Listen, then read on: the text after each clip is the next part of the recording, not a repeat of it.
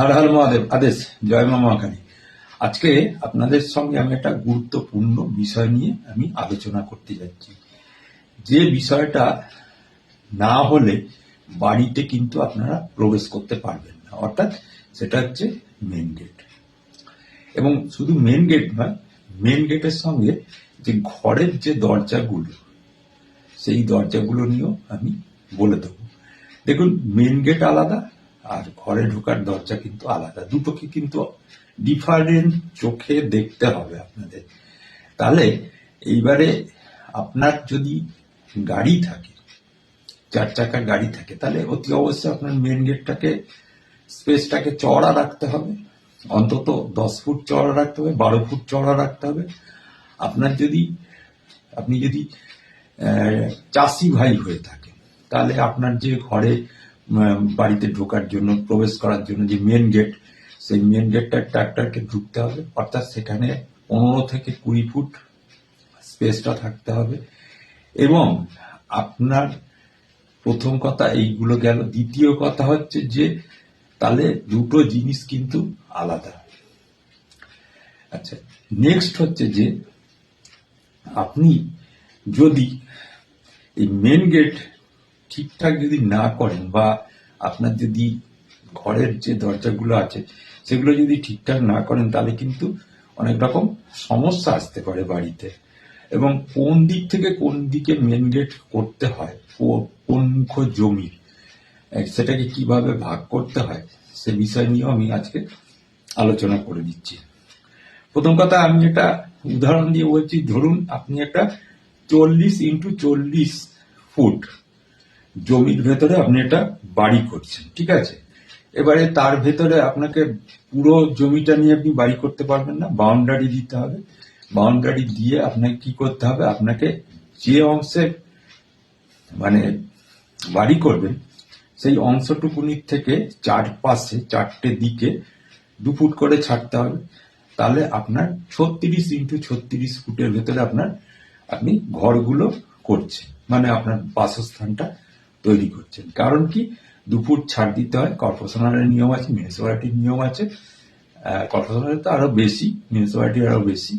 এবং গ্রাম অঞ্চলে 2 ফুট ছাড় দিলে মোটামুটি হয়ে যায়। এই ছাড়টা দিতে হয় দুটো কারণ। একটা হচ্ছে যে বাড়ি সেফটি করার জন্য, মানে আপনার যদি বাড়িতে কোনো রকম ভাবে আগুন টাগুন ধরে যায় বা অ্যাক্সিডেন্ট হয়, তাহলে যেন পাশের বাড়িতে বা পাশের অন্যান্য যে সব প্রতিবেশী বাড়িতে যাতে দুম করে না ছড়িয়ে যেতে পারে, 1 নম্বর। দ্বিতীয় নম্বর হচ্ছে এই যে আলো বাতাস খেলা, আপনার পাশেতে চারপাশে হয়তো বাড়ি থাকতেই পারে, এই আলো বাতাস খেলা, এই আলো বাতাস মানে ভেন্টিলেশন তৈরি করার জন্য এই ছাদটাকে কিন্তু দিতেই হবে, মিনিমাম 2 ফুট, ঠিক আছে? আপনি বেশিও দিতে পারেন। তাহলে 36x36 ফুটের ভেতরে আপনি আপনার বাসস্থানটা তৈরি করছেন। এবং এই 36x36 ভেতরে যে আপনি বাসস্থান তৈরি করছেন, তার নিয়ম আছে, তার পদ্ধতি আছে। সেই পদ্ধতিটা আমি বলে দিচ্ছি। দেখুন, 3x3 সমানভাবে মানে ভাগ করতে হবে আপনাকে জমিটাকে। এটা বাস্তুশাস্ত্রের প্রথম মানে নিয়ম আর কি, বাস্তুশাস্ত্রের এটা নিয়ম। প্রথম নিয়ম বলে সূত্র বলে একটা সূত্র আছে, সেই সূত্রের অনুযায়ী 3x3 হিসাবে সমানভাবে ভাগ করে নিতে হবে। এবং এই সমান ভাগে যখন ভাগ করে নিলে আপনার এই বাস্তুর যে জমিটা 8টা দিক কিন্তু বেরিয়ে যাবে। এই 8টা দিককে কোন কোন দিক বেরোবে? 8টা দিক বেরোবে। 1 নম্বর হচ্ছে নর্থ বেরোবে, দ্বিতীয় নম্বর হচ্ছে সাউথ বেরোবে, তৃতীয় নম্বর হচ্ছে ইস্ট বেরোবে, চতুর্থ নম্বর হচ্ছে ওয়েস্ট বেরোবে, এবং পঞ্চম হচ্ছে নর্থ ইস্ট বেরোবে, সাউথ ইস্ট বেরোবে, এবং সাউথ ওয়েস্ট বেরোবে, ও নর্থ নর্থ। এই 8টা সাইড আপনার বেরোবে। এবার নর্থ ওয়েস্টের যদি আমি আগে ঘরের ব্যাপারটা বলে দিই, নর্থ ওয়েস্টে যদি ঘর হয়, তাহলে নর্থ ইস্ট নর্থ ফেস যদি এই ঘরগুলো হয়ে থাকে, যদি আপনার ফেসিংটা যদি ওই দিকে হয়ে থাকে, তাহলে এর মধ্যে যে কোনো স্থানেই মানে ঘর আর কি আপনি যদি বানানো যায়, এখানে কিন্তু বানানো যায়। যদি নর্থ ফেসিং আপনার ঘরগুলো হয়ে থাকে তাহলে কিন্তু আপনার নর্থ এবং নর্থ ইস্ট এর ভেতরে যে গ্যাপিংটা থাকে এই দিকে আপনি দরজাটা বানাতে পারেন। আপনার যদি ইস্টের দিকে ফেস হয়ে থাকে, পূর্ব দিকে যদি আপনার ঘরের মুখ হয়ে থাকে, তাহলে নর্থ ইস্ট থেকে ইস্টের ভেতরে আপনি দরজাগুলো বানাতে পারেন, ঢোকার মানে মেন গেট আর কি বানাতে পারেন, আপনার যে মেন গেট।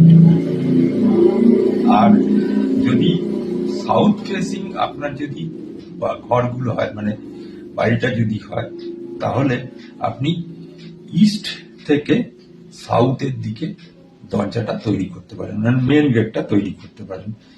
এর মধ্যে বানানো যায় এগুলোর ভেতরে। তার ভেতরে ওয়েস্ট ফেসে যদি আপনার মানে বাড়িটা হয়, তাহলে আপনি সেই ঘরটা হচ্ছে নর্থ ওয়েস্টের মধ্যে, নর্থ থেকে নর্থ ওয়েস্টের ভিতরে মেন গেটটা কিন্তু আপনি বানাবার চেষ্টা করবেন। এইখানে কিন্তু বানানো যায়। যখন নর্থ ওয়েস্টের এই গেটটা আপনি তৈরি করবেন এবং সাউথ ইস্টে গেটটা তৈরি করবেন এবং সাউথ ওয়েস্টে ও সাউথ ওয়েস্ট ও ওয়েস্টের মধ্যে যখন গেট তৈরি করবেন, তখনই কিন্তু আপনার কিন্তু বাস্তু দোষ এসে যাবে। সেখানে কিন্তু কখনো গেট মানে মেন গেট আপনি তৈরি করতে পারবেন না। নেক্সট হচ্ছে যেটা সেটা হচ্ছে যে মেন ডোর একইভাবে ওই 36x36 বানানোর জন্য, মানে 36x36 যে জমিটা আপনার বানাবার জন্য, এটা 9x9টা পদে আপনাকে ভাগ করে নিতে হবে। ঠিক আছে, এই 9x9 পদে ভাগ করে এবারে আপনি এই 81টা বিন্যাস তার ভেতরে পাবেন। আপনি এই 81টা বিন্যাসের ভেতরে কয়েকজন দেবতা আছে, সেই দেবতাদের স্থানে কিন্তু আপনার কিন্তু এই মেন গেট তৈরি করতে হবে। সেই বিন্যাসগুলো হচ্ছে, দেখুন, প্যারি ফ্যারিতে করা যায়। আচ্ছা, আর দ্বিতীয় নম্বর হচ্ছে যে 32 পদ সেখান থেকে পাওয়া যায় প্যারি ফ্যারিতে করলে পরে। আর এরপরে যেটা হচ্ছে সাউথ ফেসিং যদি ঘর হয়, তাহলে শুভ পদ হচ্ছে, আমি ভাগ করে দেবো, এই ভাগগুলো আমি করে দেবো, আপনারা বুঝতে পারবেন না। তাহলে শুভ পদ হচ্ছে 27, 28, 29, এটা হচ্ছে মানে মুখ্য। এবং এর সাথে ভাল্লাট ও সোমা এইখানকার দেবতা, এইখানে আপনি মেন গেট তৈরি করতে পারবেন। সাউথ ফেসিং যে ঘরগুলো হয় তার ভেতরে 11-12 যে নম্বরের স্কোয়ারটা পড়বে, মানে আপনার বাউন্ডারির ভেতরে, সেইখানে কিন্তু আপনি করতে পারবেন। সেখানে বিতত দেবতা এবং বিতত দেবতার সাথে প্রিয়য়ন দেবতা কিন্তু সেখানে থেকে থাকে, সেইখানেও কিন্তু আপনি করতে পারবেন। আচ্ছা, ওয়েস্ট ফেসিং ঘর হলে পরে আপনি 20-21 যে স্কোয়ারটা খোপটা যে পড়বে, সেই 20-21 খোপে নর্থ ফেসের ঘর যদি হয়ে থাকে আপনার 20-21 করবেন। আর নর্থ ফেসের ঘর যদি হয়ে থাকে তাহলে আপনি 27, 28 আর 29 ভেতরে মানে কি আপনাকে এই দরজাটা করতে হবে। আচ্ছা, এর সঙ্গে সঙ্গে 4 ফুট আপনাকে, মিনিমাম 4 ফুট আপনাকে ঘরে ঢোকার দরজা রাখতেই হবে।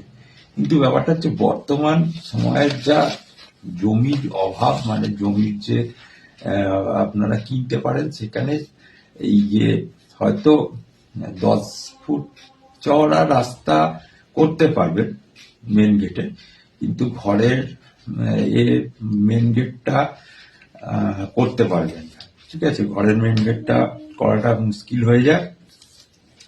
সেই ক্ষেত্রে ঘরের মেন গেটকে তখন একটু মেপে ঝুপে ঠিকঠাক করতে হবে। তবে প্রধান যে দরজাটা দিয়ে আপনি ঘরে প্রবেশ করবেন সেটা 4 ফুট চওড়া যদি রাখতে পারেন খুব ভালো হয়। এটাই হচ্ছে মেন মোদ্দা কথা। আমি জানি বুঝতে পারবেন না জিনিসটা, ঠিক আছে। তো যারা বাস্তু তৈরি করছেন সেই বাস্তুর পরামর্শ চাইছেন, বাস্তু তৈরি করতে গিয়ে বা ফ্ল্যাট তৈরি করতে গিয়ে পরামর্শ চাইছেন, তারা আমার সাথে যোগাযোগ করতে পারেন। এখানে ফোন নাম্বার আছে। এর সঙ্গে সঙ্গে আরো অনেক কিছু দেখতে হয় বাস্তুতে। ল্যাট এনার্জিকে দেখতে হয়, বাস্তু দোষকে দেখতে হয়, সয়েল টেস্টিং এর ব্যাপার আছে। সয়েল টেস্টিং এর ব্যাপারটা অবশ্যই ইঞ্জিনিয়ারিং এর ব্যাপার। যাই হোক, তারপরে বাস্তুতে কোথায় কি হবে না হবে সেগুলো আমি দেখে টেকে ভালো করে আপনাদের একদম পুরো একটা প্ল্যান তৈরি করে দিয়ে আসবো। ঠিক আছে, সেই প্ল্যানটাই কিন্তু প্ল্যানারকে দিয়ে পাস করাতে হবে, কারণ আমি তো প্ল্যানার নই, আমি অ্যাজ এ বাস্তুবিদ। ঠিক আছে, এবং আপনাদের যদি প্রয়োজনও পড়ে যে প্ল্যানটা পাস করিয়ে দিতে হবে, সেও আমি করিয়ে দিতে পারি, কারণ আমার ভাই মানে মিউনিসিপ্যালিটির ফার্স্ট গ্রেডের ইঞ্জিনিয়ার। ঠিক আছে, তো সেটাও করিয়ে দিতে পারি, কোনো অসুবিধা নেই। তো যাই হোক, বুঝতে পারবেন না হয়তো জিনিসগুলো। বাস্তু করতে গেলে দেখুন অনেক কিছু করে আর কি করতে হয়, তবেই দোষ ত্রুটি মুক্ত করা যায়। যদিও 90% দোষ ত্রুটি মুক্ত করা যায়, আর বর্তমান অবস্থায় যে জমিগুলো পাওয়া যায় সেগুলো 80% দোষ ত্রুটি মুক্ত করা যায়।